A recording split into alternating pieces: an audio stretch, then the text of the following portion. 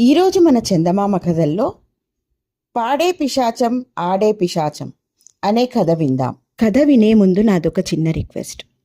మీరు గనక మా ఛానల్ని మొదటిసారి చూస్తున్నట్లయితే ప్లీజ్ తప్పకుండా సబ్స్క్రైబ్ చేయండి. ఇక కథలోకి వద్దాం.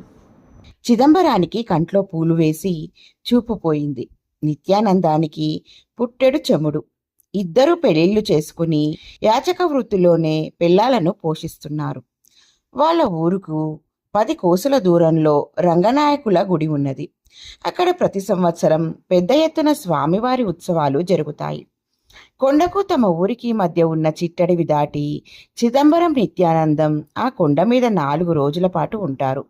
గుడిమెట్ల ప్రక్కన గుడ్డపరుచుకుని కూర్చుంటే సాయంకాలానికల్లా గుప్పెడు రూకలు మూట కట్టుకోవచ్చు. ఆ ఏడు కూడా వాళ్ళిద్దరూ తిరునాళ్లలో చెరో 100 రూపాయలు సంపాదించుకుని ఊరికి తిరుగు ప్రయాణం అయ్యారు. అయితే అప్పటికే బాగా చీకటి పడిపోవడంతో చిట్టడివిలో వాళ్ళ ప్రయాణం బాగా సాగలేదు. ఒరే చిదంబరం, మనం కాస్త ముందుగా బయలుదేరవలసింది. దారిలో పాము పుట్ర, అర్ధరాత్రికైనా అడవి దాటకపోతే చాలా చిక్కుల్లో పడిపోతాం అన్నాడు నిత్యానందం చుట్టూ ఉన్న కటిక చీకట్లోకి భయంగా చూస్తూ. చిదంబరం అవునన్నట్లు తల ఊపి నిత్యానందం చేయి పట్టుకున్నాడు. ఇద్దరూ వేగంగా నడవసాగారు. కొంత దూరం పోయాక హఠాత్తుగా ఒక చోట పెద్ద కోలాహలం రేగింది.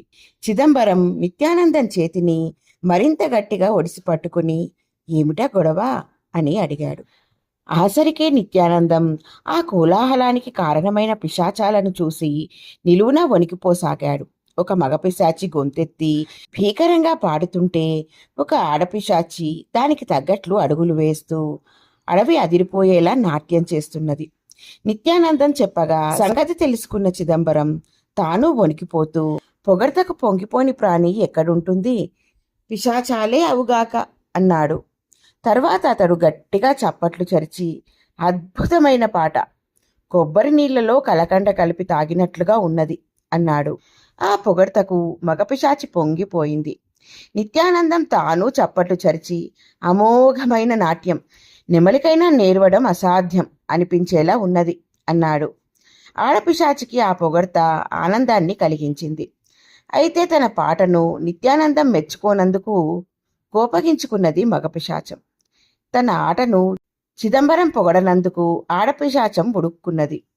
అది చిదంబరాన్ని, ఆయన పాట తప్ప నా ఆట నిన్ను ఆకర్షించలేదా అని అడిగింది.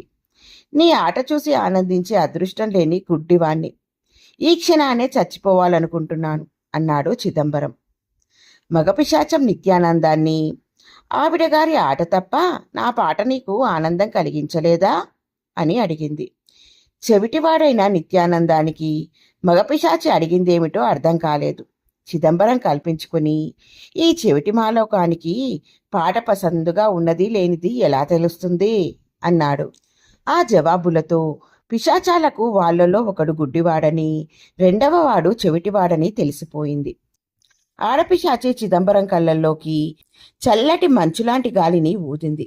మగపిశాచి నిత్యానందం చెవిలో గూబ అదిరిపోయేలా పొలికేక పెట్టింది. ఆశ్చర్యం! మరుక్షణమే చిదంబరానికి కళ్ళు కనిపించసాగాయి. నిత్యానందానికి చెవులు వినిపిస్తున్నాయి. మళ్ళీ మగపిశాచి పాట అందుకున్నది. ఆడపిశాచి ఆట ఆరంభించింది. కంపరం పుట్టిస్తున్న వాటి ఆటపాటల్ని మరికొంతసేపు మెచ్చుకొని ఇద్దరూ సంతోషంగా ఊరిదారి పట్టారు. వాళ్ళు ఊరు చేరేసరికి బాగా తెల్లవారిపోయింది. వాళ్ళ ఇల్లు పక్కపక్క వీధుల్లో ఉన్నవి. చిదంబరం కళ్ళు మూసుకు నడిస్తే తప్ప తన వీధిలోని ఇంటిని గుర్తించలేకపోయాడు. అతడు తలుపు తట్టేసరికి చాలా అనాకారిగా ఉన్న స్త్రీ ఒకతే వచ్చి తలుపు తెరిచింది.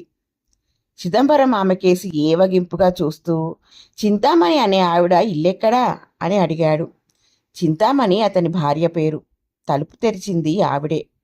భర్తకు చూపు వచ్చిన సంగతి తెలుసుకుని ఆమె పరమానందం చెంది, నేనే చింతామణిని, నీకు కళ్ళు వచ్చాయనే ఆనందంలో నా నోట మాట పెగలడం లేదు అన్నది.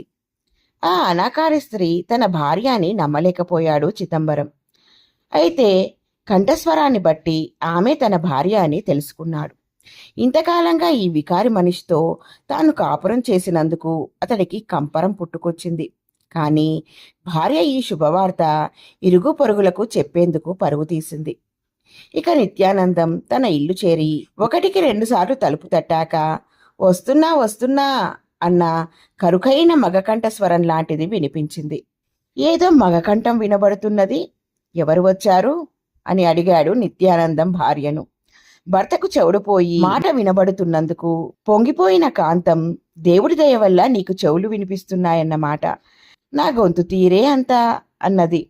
ఆ కంఠస్వరం భరించలేని నిత్యానందం, అలాగా, అయితే అది తరచూ వినడం జరిగితే నాకు మళ్ళీ చెముడు వస్తుంది, ఇక నా ముందు ఎన్నడూ పెదవి విప్పకు, జాగ్రత్త అన్నాడు. అతడి భార్య గుడ్లనీళ్లు కుక్కుంటూ లోపలికి వెళ్ళిపోయింది. ఆ రాత్రి అడవిదారి పట్టిపోతున్న నిత్యానందాన్ని దారిలో చిదంబరం కలుసుకున్నాడు. ఇద్దరు ఒకరి కష్టాలొకరు చెప్పుకుని పిశాచాలే తమ కష్టాలను తొలగించాలనుకున్నారు. వాళ్ళు వెళ్ళేసరికి ఈసారి ఆడపిశాచి పాడుతున్నది, మగపిశాచి ఆడుతున్నది. వాళ్ళను చూస్తూనే అవి ఆటాపాటా కట్టిపెట్టి, మళ్ళీ వచ్చారేం, సంగతేమిటి అని అడిగినాయి. నా భార్య పరమ కురూపి, నేను కాపురం చెయ్యలేను, కంటి చూపు తెప్పించి మీరే ఈ గొడవకు కారణమయ్యారు, పరిష్కారం మీరే చెయ్యాలి అన్నాడు చిదంబరం. మొగగొంతున్న ఆడమనిషి అన్ని అరిష్టాలకు కారకురాలవుతుంది, నా భార్య గొంతు భరించలేను, మీరే ఏదైనా దారి చూపాలి అన్నాడు నిత్యానందం. పిశాచాలు తెల్లబోయి ముఖముఖాలు చూసుకుని, ఇన్నాళ్ళు వాళ్ళు మిమ్మల్ని ప్రేమగానే చూసుకుంటున్నారు కదా అని అడిగినాయి. అవును, ఇప్పుడు అలాగే చూసుకుంటున్నారు, ఎటొచ్చి వాళ్ళ రూపం కంఠస్వరాలే చిరాకు కలిగిస్తున్నవి అన్నారు చిదంబరం నిత్యానందం. ఇంతవరకు మీకున్న లోపాలను వాళ్ళేం పట్టించుకోకుండా ఎంతో ఆదరంగా చూశారు, వాళ్ళ మనసులు ఎంత మంచివో ఆలోచించి చూడండి అన్నది మగపిశాచం. ఆ మాట నిజం కావడంతో ఇద్దరూ జవాబు చెప్పలేకపోయారు. అప్పుడు మగపిశాచం, శారీరకంగా ఉండే లోపాలు సరిదిద్దుకోలేనివి, అవి ఉన్నవారిని అసహించుకోవడం క్షమించరాని నేరం. జీవితం అంతా కలిసి ఉండవలసిన భార్యాభర్తల మధ్య ఉండవలసింది ప్రేమ, ఒకరిపై ఒకరికి ఆదరణ. మీరు మీ భార్యల అందచందాల్ని కాక వాళ్ళ గుణగణాల్ని గౌరవించడం నేర్చుకోండి అన్నది. ఆ మాటలతో నిత్యానందానికి ఆ క్షణంలోనే తన చెముడు పోయినట్లు అనిపించింది. చిదంబరం అప్పుడే తన గుడ్డితనం పోయిన వాడిలా పిశాచాలకేసి ఆప్యాయంగా చూశాడు.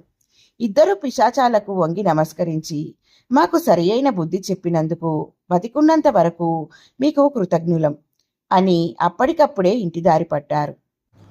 ఎలా ఉంది ఫ్రెండ్స్ ఈ కథ? బాగుంది కదూ? నచ్చిందా? అయితే లైక్ చేయండి. మీ బంధువులకు, స్నేహితులకు ఈ కథలను షేర్ చేయండి. మరిన్ని మంచి మంచి కథల కోసం మా ఛానల్ను తప్పకుండా సబ్స్క్రైబ్ చేయండి. మరొక మంచి కథతో మళ్ళీ కలుద్దాం. ఉంటాను మరి.